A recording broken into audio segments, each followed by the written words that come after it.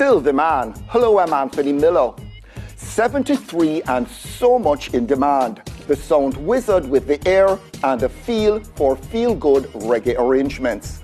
Clive Hunt surviving gunshots and drug addiction, and sought after for his unique skills in the recording studio.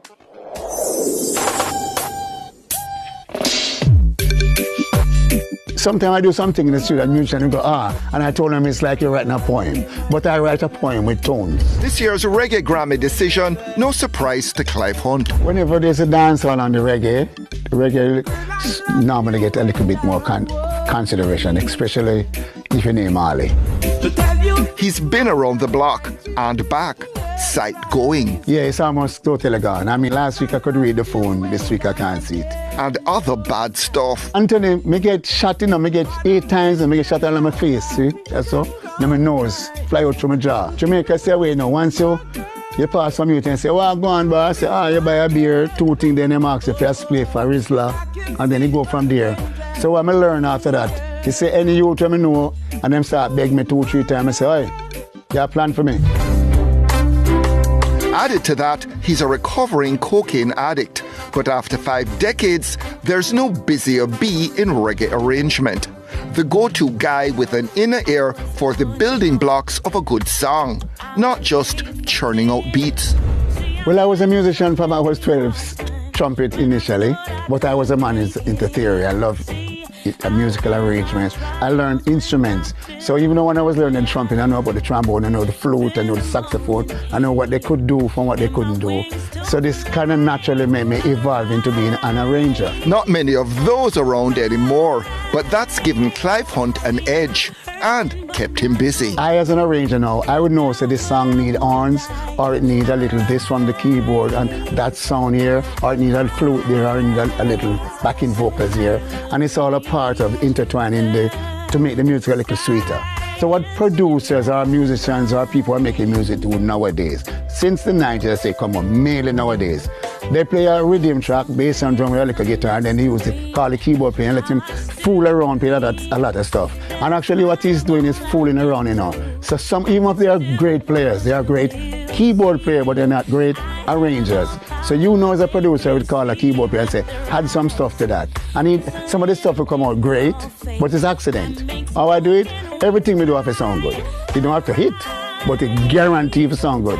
A lot of stuff when you hear there is a whole 10 garbage truckload where didn't make it because they didn't come out good. From Peter Tosh to the Abyssinians, a lot's come out that's very good indeed. Hunt generous with his time and talent, but not all his input credited. He just shrugs, smiles, and picks up talking about making music that lasts. One of my favorite local arrangers is Dean Fraser. But he does his rhythm, he has great musicians, and he'll say, a man play this, and then he come on with the horn sections and the backing vocal. That's his specialty. And he just color what was there already. That is not taught in school. Is it a problem? Is it going to come back to haunt us in terms of making music that will stand the test of time?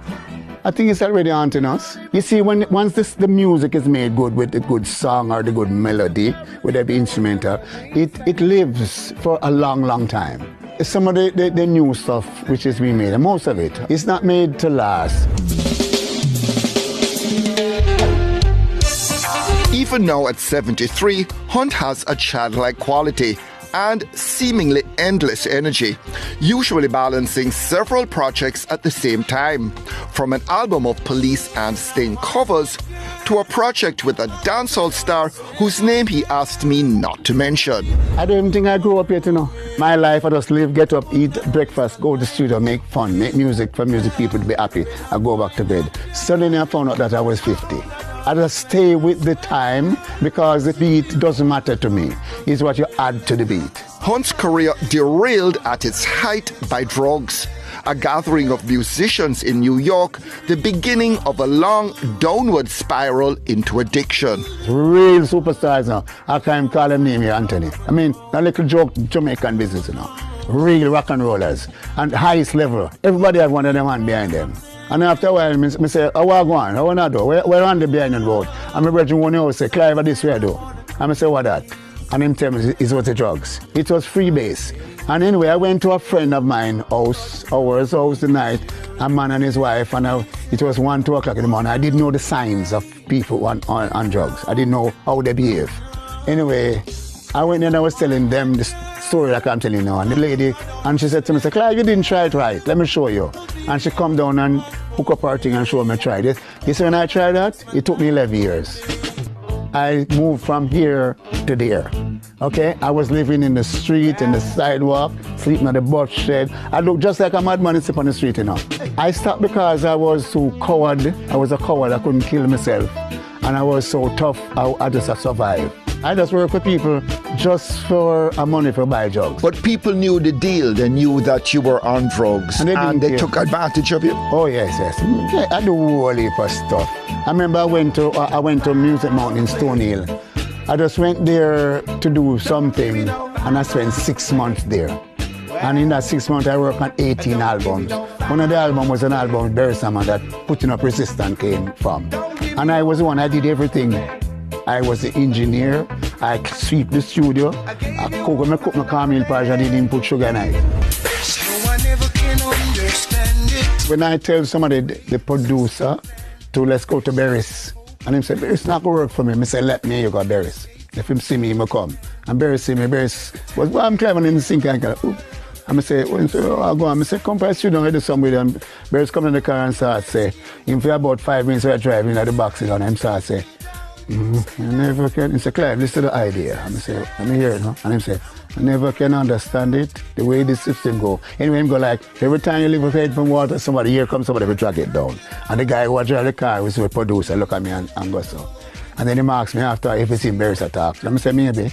Because I find embarrassed me bring trouble in my life. So he felt.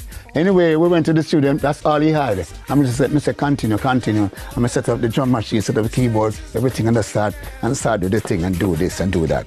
And the remix, he was the one who really hit. And all on the remix, he did a remix, he just had Sly and to do the drums, do over the drums that I did, and Herbie from Koch did the bass. Everything else here is me did it. I record it and do everything. Me even sing, if you listen good here, I'm singing, Putting Up Resistance. Anyway, I didn't get a penny. You know, like a penny of people draw it. And no music, I can't tell each tune, I mean, I'm not even that off right, you know. But because of the song, I ended up producing 3 albums with Jimmy Cliff, 2 songs for soundtrack for the movie Speed 2, and I ended up producing for Walt Disney. I can see clearly now I composed it with computer power. And I ended up producing maybe about 40 French hits because of that song, because of the song, but not from the song. Until recently, as you know, my publishers decided to just claim a third, and everybody back off and give me a third. Some kind of pressure make me feel like color, when every sign says no way out. I was seeing a friend of mine this morning that when I have grocery monies, I still put 80% into me going back to the studio out of it. Too much stuff to mention that's taking up Clive Hunt's time at present. Let's just say very few music makers in their 70s still so active and sought after. Fewer like Clive Hunt, a boundless free spirit. Just like when I was, say, 20 and I was working to say any minute one of them songs I would jump out of the box. I know, say, now at 73, I'm still working and knowing, say, one of them songs I would just jump out of the box. And then I said, I don't even have to work if I don't want to. I just work free for everybody. Got to, you see, I never will understand it, no, the way the system goes.